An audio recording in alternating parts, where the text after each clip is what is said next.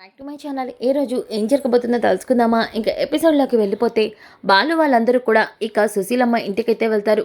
ఇక వెళ్ళగానే అక్కడ ఉన్న సుశీలమ్మని చూసి షీలా డార్లింగ్ అంటూ బాలు అయితే సుశీలని పైకెత్తి తిప్పేస్తాడు. ఇక అది చూసిన సత్యం అలాగే అందరూ కూడా చాలా సంతోషపడిపోతారు. ఇక సుశీలమ్మ అయితే ఒరేయ్, ఎత్తుకోవాల్సింది నన్ను కదరా, నీ భార్యని అని వెనకాలే మీనా అంటూ మీనాని ఇక గిర తిప్పేస్తూ ఉంటాడు. ఇక మీనా ఏమో ఏమండి అంటూ పరుగులు పెడుతుంది. ఇదంతా చూసిన మనోజ్ అయితే బాగా ఓవర్ చేస్తున్నారు అని వెనకాలే ఇక ప్రభావతి ఇంటి బయట ఎందుకులేండి అత్తయ్య గారు, ఇంట్లోకి వెళ్దాం పదండి అని అంటుంది. దాంతో అప్పుడే ఒక ఆవిడ వచ్చి ఏ సత్యం బాగున్నావా అని వెనకాలే ఇక అందరూ కూడా నాన్నా, ఈమెవరు నిన్ను పేరు పెట్టి పిలుస్తుంది, నేనేవర్నా చేసుకుంటే మీ ముగ్గురికి నేనే తల్లినయ్యేదాన్ని అని వెనకాలనే అందరూ కూడా షాక్ అయిపోతారు. ఇక సత్యం ఏయ్ కళావతి, ఇలా మాట్లాడి మా ఇంట్లో గొడవలు పెట్టకు అని చెప్పి అందరూ కూడా ఇక లోపలికైతే వెళ్తారు. ఇంతలోకి ప్రభావతి అయితే ఇల్లంతా అటు ఇటు తిరిగేస్తూ చూస్తూ ఉంటుంది. దాంతో సుశీలమ్మ, ప్రభా, ఈ ఇల్లు నీకేం కొత్త ఏం కాదు కదా, ఎందుకు ఇల్లంతా అలా తిరిగేస్తున్నావు అంటే అత్తయ్య గారు, ఇంట్లో ఈరోజు మలేషియా నుంచి రోహిణి వాళ్ళ మావయ్య గారు వస్తున్నారు, అందుకే ఇల్లంతా ఎలా ఉందో చూస్తున్నాను, అలాగే ఆయనకి ఏ గదిస్తే బాగుంటుందని చూస్తున్నాను అని వెనకాలనే ఇక రోహిణి అయితే ఫోన్ తీసుకుని గబగబా బయటికి వస్తుంది.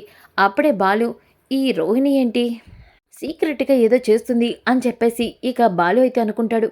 ఇక రోహిణి అయితే బయటికి వచ్చి ఇక ఆ మాణిక్యానికి ఫోన్ చేస్తుంది. హలో, చెప్పింది గుర్తుంది కదా? అయ్యో గుర్తుందమ్మా, ఆల్రెడీ నేను క్యాబ్లోనే ఉన్నాను. సరే సరే, రావటానికి ఇంకా ఎంత టైం పడుతుంది? అన్నీ రెడీ చేసుకొని వస్తున్నావు కదా, నువ్వు చెప్పినట్టే అన్నీ తీసుకొని వస్తున్నాను అని చెప్పేసి అంటాడు. ఇక రోహిణి అయితే లోపలికి వస్తూ ఉంటే అప్పుడే బాలు, పాలరమ్మా, ఎవరితోనో ఫోన్లో మాట్లాడుతున్నావు, ఎవరిని రమ్మన్నానా అంటూ బెదిరిస్తున్నావు? అది అది అది బాలు, అదే మా మావయ్య వస్తున్నారు కదా, ఆయనతోనే మాట్లాడుతున్నాను. అలాంటప్పుడు మావయ్యని పిలవకుండా నువ్వేంటి బెదిరిస్తున్నావు? అది నేను మావయ్యని పిలిచానే అంటూ కవర్ చేస్తూ లోపలికి వెళ్తుంది. ఇక బాలు, ఈ పార్లర్ అమ్మని చూస్తుంటే ఏదో తేడా కొడుతుంది, చెప్తా, ఆ మలేషియా మావయ్య వచ్చాక అప్పుడు చెప్తాను అని మనసులో అయితే అనుకుంటాడు. ఇంకా ఒక పక్కన ప్రభావతి అయితే ఇంత అంత హడావుడి చేయదు. ఇక మీనాకి, మీనా టీ కాఫీ అన్నీ తయారు చెయ్యు, అలాగే హారతి ఇవ్వడానికి కర్పూరం కూడా ఏర్పాటు చెయ్యు, అలాగే ఇంకా పన్నీరు అన్నీ కూడా చెయ్యు అని వెనకాలే ఇక సుశీలమ్మ, ఏయ్ ప్రభా, ఆగు, ఇంటికొస్తుంది కొత్త కోళ్ళ, లేకపోతే ఏమనుకుంటున్నావు? పన్నీర్ ఎందుకు, గంధం ఎందుకు, హారతి ఎందుకు అంటే మలేషియా నుంచి వస్తున్నారు కదా అత్తయ్య, అందుకని. ఆంటీ, మలేషియా నుంచి వస్తున్నా మా మావయ్యకి ఇన్ని చేయాల్సిన అవసరం లేదు అని రోహిణి అంటుంది. ఇక శృతి అలాగే రవి, మాకు ఈ రూమ్ నచ్చింది, మేము ఈ రూమ్లో ఉంటాం అని వెనకాలనే ఇక ప్రభావతి, అంటే అమ్మ శృతి, అది రోహిణి వాళ్ళ మావయ్యకి అని అంటూ ఉంటే ఇక మనోజ్, అమ్మ మాకు ఈ రూమ్ నచ్చింది అని మనోజ్ అంటాడు. ఇక బాలు, చూడు, అనవసరంగా నన్ను కెలికితే ఏమవుతుందో తెలుసుగా అని వెనకాలనే ఇక ప్రభావతి, బాబోయ్, ఇప్పుడు అన్ని గదుల్లో అందరూ ఉంటే మరి మలేషియా నుంచి వచ్చిన రోహిణి వాళ్ళ మావయ్య ఏ రూమ్లో ఉంటారు?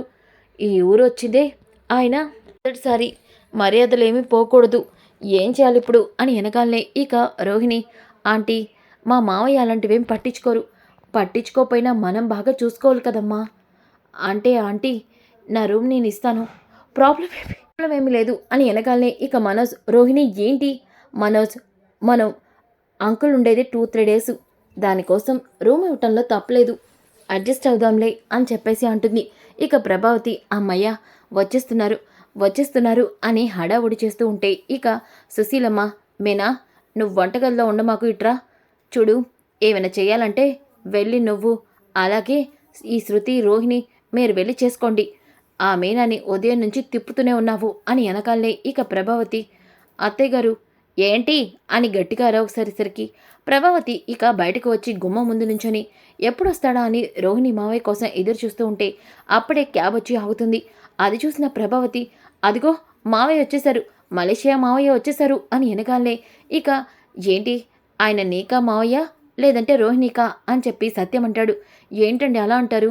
మరేంటి ప్రభా, సర్లే, ఆ బాలుగాడు కొబ్బరికాయలు తీసుకురావడానికి వెళ్ళాడుగా, వెళ్ళాడులే, అమ్మయ్య టైంకి వాళ్ళు లేకపోవడం మంచిదైంది, ముందు మనం వెళ్ళి పిలుచుకొద్దాం పదండి అంటూ అందరూ కూడా బయటికి వెళ్తారు. ఇక రోహిణి వాడు ఏ గెటప్లో వస్తున్నాడో కానీ ఆంటీ ఓవర్ యాక్షన్ చూడలేకపోతున్నాను అని అనుకుంటూ బయటికి వస్తుంది. అప్పుడే బయటికి రాగానే ఇక బటన్ మాణిక్యం క్యాబ్లోంచి మంచి షూట్ చెప్పల్స్ అలాగే ఫుల్ గోల్డ్ వేసుకొని కారులోంచి కిందకి దిగుతాడు. అతన్ని చూసిన మనోజ్ అలాగే ప్రభావతి అయితే షాక్ అయిపోతారు. ఇక కారు నుంచి దిగ్గానే సార్ లగేజ్ తీస్తున్నాను సార్ అంటూ లగేజ్ తీస్తూ ఉంటే మనోజ్ని వెళ్ళు మనోజ్ లగేజ్ తీ అని వెనకాలనే హాయ్ అంకుల్ తను మా ఆంటీ తిను నా husband Manoj hi hi hi hi అంటూ వాళ్ళని విష్ చేస్తూ ఉంటాడు.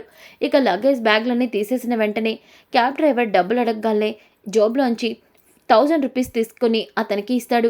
సార్ నా దగ్గర చేంజ్ లేదు, టేక్ కేర్ ఎంజాయ్ అని అంటాడు. ఒక్కసారిగా ప్రభావతి టిప్పుకే 1000 ఇచ్చాడంటే అమ్మో డబ్బు కట్లు బాగా ఉన్నాయి అని మనసులో అనుకుంటూ ఇక క్యాబ్లో ఉన్న లగేజ్ని దింపుతూ ఇదేంటి ఇంత బ్యాగులు తెచ్చారు, బంగారం అయి ఉంటుందేమో అని చెప్పేసి రండి లోపలికి వెళ్దాం పదండి అని చెప్పి లోపలికైతే తీసుకెళ్తుంది.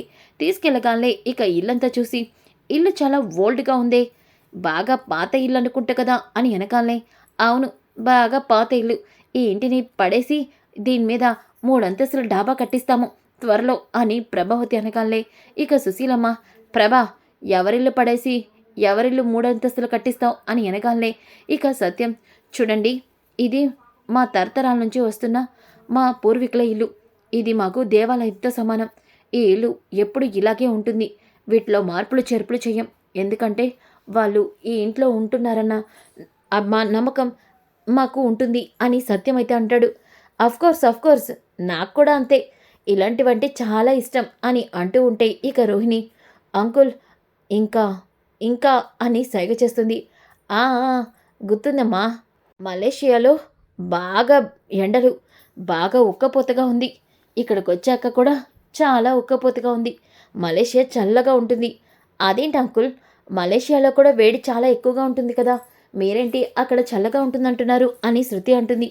ఒక్కసారిగా ఇక అది అది అని అంటూ అంటే ఇండియాకి వచ్చి కాసేపు అవుతుంది కదా, ఏసీ కూడా లేదు కదా, దానికోసమే అంకుల్ అలా మాట్లాడుతున్నారు అని రోహిణి ఇక కవర్ చేస్తూ ఉంటే ఇంతలోకి రోహిణి వాళ్ళ నాన్న రాలేకపోయారు.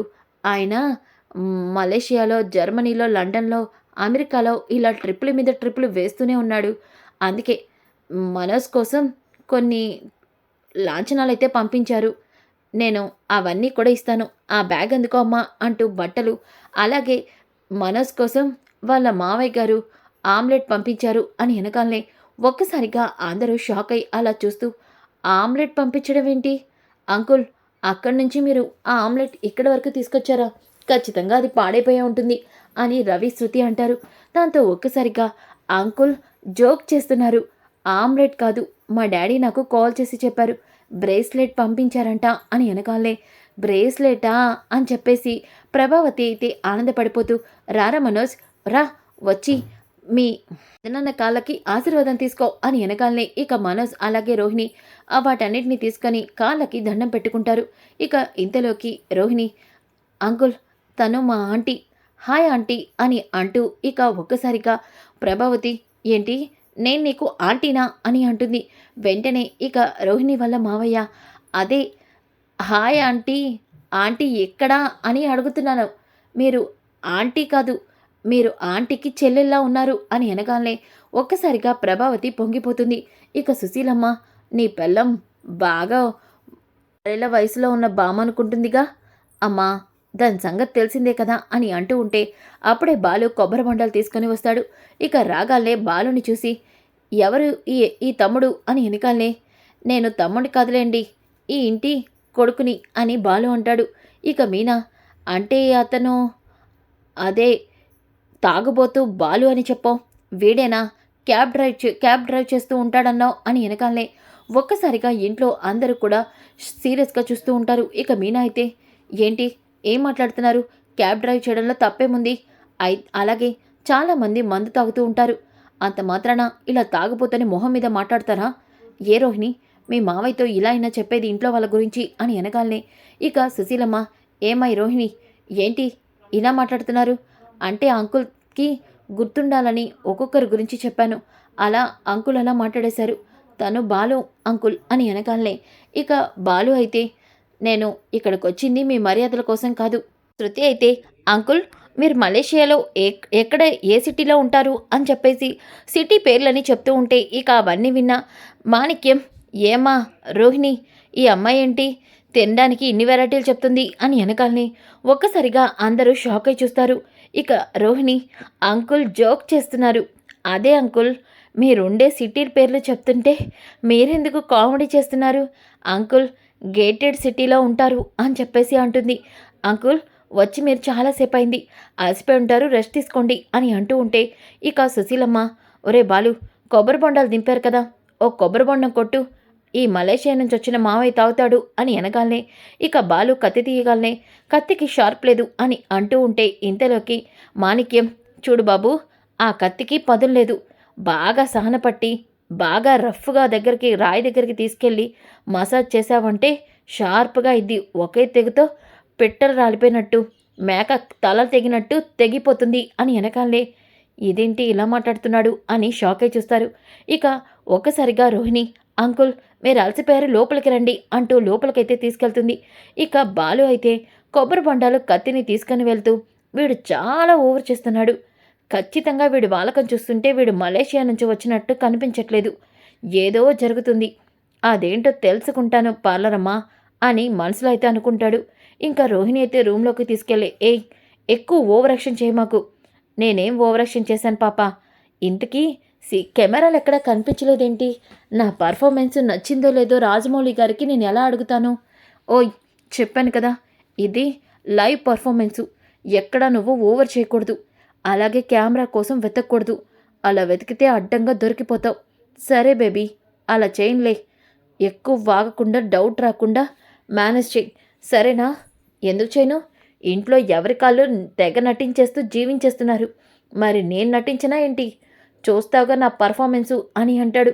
ఇక రోహిణి ఏంటో నా పని ఇలా అయిపోయింది, వీడు పర్ఫార్మెన్స్ ఏమో కానీ నా పని ఏమో అవుతుందో ఏంటో అని అనుకుంటూ ఉంటే ఇక మనోజ్ అయితే బ్రేస్లెట్ చేతికి పెట్టుకొని అమ్మా బ్రేస్లెట్ బాగుంది కదా, చాలా బాగుందిరా, ఇలాంటి బంగారం నీకు చాలా పెడతారు, ఇక రోహిణి వల్ల నీ జీవితమే మారిపోతుంది అని అంటూ ఉంటే ఇక మనోజ్ అవునమ్మా వెంటనే వాళ్ళ మావయ్యతో నాకు బిజినెస్ కోసం ఏదైనా అడుగుతాను, అడిగేస్తే మనం హ్యాపీగా ఉండొచ్చు, ఆ బాలుగాడి నస కూడా తప్పుతుంది అని అంటూ ఉంటే ఇక అప్పుడే అక్కడికే వస్తుంది. రాగాలే మనోజ్ ఏమంటున్నావు నువ్వు, అంకుల్ ఇప్పుడే వచ్చారు, నువ్వు వెంటనే ఇవన్నీ అడిగితే అంకుల్ ఏంటి ఇంత ఇంత ఇదిగా అడుగుతున్నాడు అని నీ గురించి తప్పుగా అనుకోవచ్చు, దయచేసి నువ్వు ఇప్పుడే ఏమీ మాట్లాడద్దు, కావాలంటే నేను మావయ్యతో తర్వాత మాట్లాడతాను. సరే అమ్మ రోహిణి ఆయనకి నచ్చిన రోజులు ఉండని, మనం మెల్లిగా మన కోసం అడుగుదాం అని చెప్పి అంటుంది. ఇంకా ఉదయం అవుతుంది. ఉదయం అయిన తర్వాత ఇక సుశీలమ్మ కుండలు పెట్టి అందరికీ కూడా పరమాన్నం చేయమంటుంది. ఇక ముగ్గురు కూడా 3 కుండలు కట్టెల పొయ్యిని వెలిగిస్తారు. అలా వెలిగించగలనే శృతి వామ్మో ఏంటి పొగ అంటూ కళ్ళు మండుతున్నాయని పక్కకు వెళ్తుంది. రోహిణి కూడా ఇక కళ్ళు మండడంతో పక్కకి వెళ్ళిపోతుంది. ఇక సుశీలమ్మ ఇదేంటి ఇలా వదిలేశారు అని అనుకుంటూ ఉంటే మీనానే ఇక ఆ 2 పొయ్యల్ని వెలిగించి ఇక పరమన్నమైతే ముగ్గురికి తనే వండుతుంది. అలా వండగానే సుశీలమ్మ మీనా ఈ తరం అమ్మాయి అయినా ఎంత చక్కగానో పద్ధతులన్నీ పాటిస్తుంది, అందుకే నా మనవరాలు బంగారం, ఎన్ని చదువులు చదువుకుంటే ఎన్ని డిగ్రీలు పట్టినా ఎంత డబ్బున్నా మీనా లాంటి కోడలు ఏ ఇంటికెళ్తే ఆ ఇల్లు ఆనందంగా ఉంటుందిరా సత్యం అని అనకాలే ఇక సత్యం అవునమ్మా చాలా కరెక్ట్గా చెప్పావు అని అంటాడు. ఇక రోహిణి శృతి ఒకరి ముఖం ఒకరు చూసుకుంటూ వెళ్ళి అక్కడ కూర్చుంటారు. ఇక శృతి అయితే నేను అందుకే ఇక్కడికి రానన్నాను, ఇవన్నీ నా వల్ల కాదు రవి అని అంటుంది. ప్లీజ్ శృతి కాసేపు అడ్జస్ట్ అవ్వు, ఊర్లోకి వెళ్ళాక నీకే ఊరంతా బాగా నచ్చుతుంది అని అంటూ ఉంటే ఇంతలోకి పరమాన్నం అయితే వండేస్తారు. అందరికీ పరమాన్నం పెడితే ఇక అందరూ పరమాన్నం తింటూ ఉంటారు. ఇంతలోకి పరమాన్నం తిన్నా మాణిక్యం ఈ పరమాన్నంతో మటన్ కూర తింటే అద్భుతంగా ఉంటుంది, మటన్ బోనులు అబ్బబ్బబ్బబ్బా తిని చాలా రోజులవుతుంది అని వెనకాలే అందరూ కూడా అదేం టేస్టు పరమన్నంతో మటనా అని అందరూ కూడా అంటారు. ఇక మటన్ లేదే నాకు ముద్ద దిగదు, అలాగే నాకు రాజమండ్రిలో చాలామంది కస్టమర్లు ఉన్నారు, వాళ్ళు కూడా నా టైపే అని అంటూ ఉంటే రాజమండ్రిలో కస్టమర్స్ ఉండడం ఏంటి, ఏం మాట్లాడుతున్నారు అని అంటూ ఉంటే ఇక రోహిణి, అదే ఆయన క్లయింట్లు రాజమండ్రిలో చాలామంది ఉన్నారు. మా మావయ్య చాలా బిజినెస్ చేస్తారు కదా, వాటికి సంబంధించిన క్లయింట్స్ అంటూ ఇక తను ఇంట్లో భోంచేరు కదా, బయటే కదా భోజనం అని అంటుంది. ఇంతలోకి నైట్ అవుతుంది. నైట్ అయిన తర్వాత ఇక మనోజ్ అయితే ఎలా అయినా సరే రోహిణి వాళ్ళ మావయ్యతో నా బిజినెస్ గురించి మాట్లాడాలి అని చెప్పేసి రోహిణి వాళ్ళ మావయ్యనైతే ఇక డాబా పైకి తీసుకెళ్తాడు. తీసుకెళ్ళగానే ఇక అతను, ఏంటి ఏంటి అల్లుడు, ఇక్కడికి తీసుకొచ్చావేంటి అంటే, అది అంకుల్ మీతో మాట్లాడాలి. నాతోనా? దేని గురించి? నా కోసం ఏమైనా సెటప్ చేసావా ఏంటి? అంటే మీకు అలవాటు ఉందా? ఆ, ఉంది. అమ్మయ్యా! అయితే నాకు మంచి ఐడియానే వచ్చిందనమాట అని చెప్పేసి ఇక అతనికి గ్లాస్లో డ్రింక్ పోసి ఇక అతనికి ఇస్తాడు. ఇక ఫుల్గా తాగేసి ఉంటాడు. ఇంతలోకి అదే డ్రింక్ని మనోజ్ని కూడా తాగమనడంతో మనోజ్ కూడా తాగుతారు.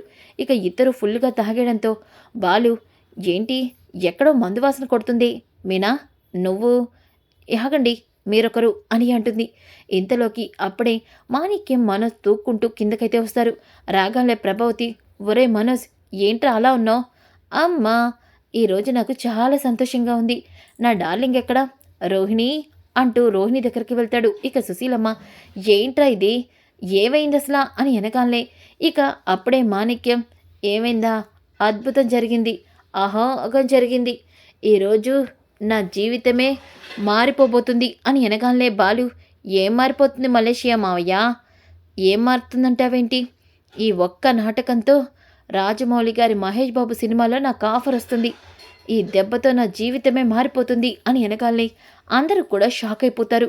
ఏం మాట్లాడుతున్నావు మలేషియా మావయ్య, నాటకం ఏంటి, రాజమౌళి సినిమా ఏంటి అని వెనకాలనే రోహిణి భయపడిపోతూ ఉంటే ఇక బాలు, వీడు ఖచ్చితంగా ఏదో నిజం చెప్తున్నాడు, చెప్పు ఏంటి, మర్యాదగా చెప్తావు లేదా అని వెనకాలనే, చెప్తాను బాబు, నేను ఈ రోహిణి నాటకం కోసమే కానీ నన్ను ఇక్కడికి తీసుకొచ్చింది.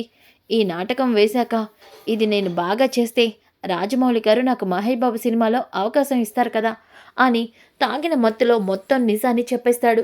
అది విన్న ఒక్కసారిగా అందరూ షాక్ అయిపోతారు. ఇక ప్రభావతి, ఏంటి రోహిణి ఇదంతా, అంటే ఈయన ఆంటీ అది అని వెనగాలనే ప్రభావతి రోహిణి చెంప పగలగొడుతుంది.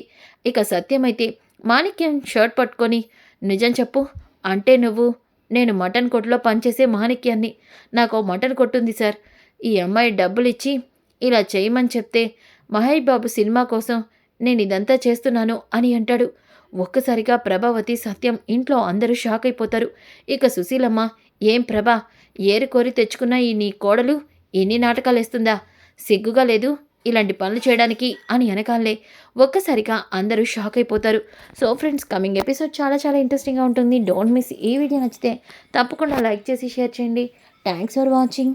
Back to my channel. ఏ రోజు ఏం జరగబోతుందో తెలుసుకుందామా? ఇంకా ఎపిసోడ్లోకి వెళ్ళిపోతే బాలు వాళ్ళందరూ కూడా ఇక సుశీలమ్మ